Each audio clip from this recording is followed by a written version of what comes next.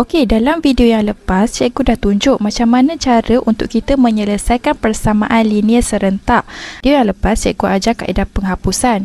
Manakala untuk video kali ini, cikgu nak ajar kaedah penggantian. Okey, pertama sekali kita andaikan ini adalah persamaan yang pertama, yang ini adalah persamaan yang kedua. Okey, mula-mula cikgu tulis balik persamaan yang pertama. X tambah Y sama dengan 5. Okey, cikgu buat X sama dengan 5. Okey, positif Y pindahkan, dia akan jadi negatif Y.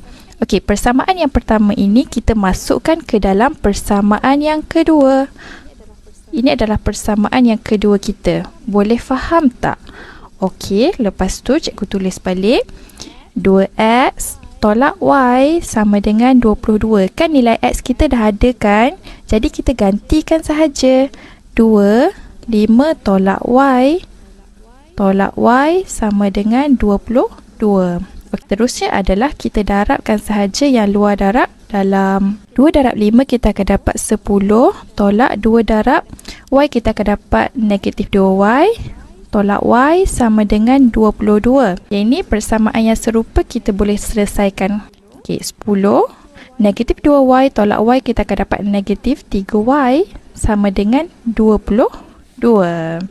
Okey, kita nak cari nilai Y sekarang ni. Okey, negatif 3Y sama dengan 22. Okey, pindahkan 10, positif 10, pindahkan ke kanan, dia akan jadi negatif 10. So, negatif 3Y sama dengan 22 tolak 10, kita akan dapat 12.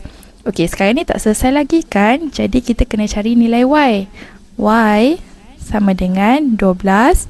Okey, negatif 3 bawa ke bawah, dia akan jadi bahagi negatif 3. Okey, 12 bahagi negatif 3, kita akan dapat negatif 4. Okey, itu baru nilai Y.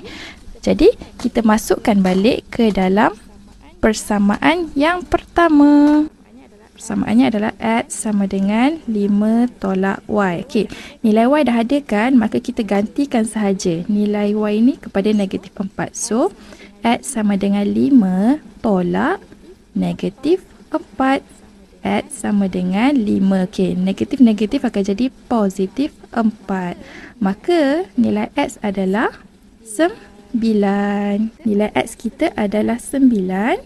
Nilai Y adalah negatif 4. Inilah jawapannya.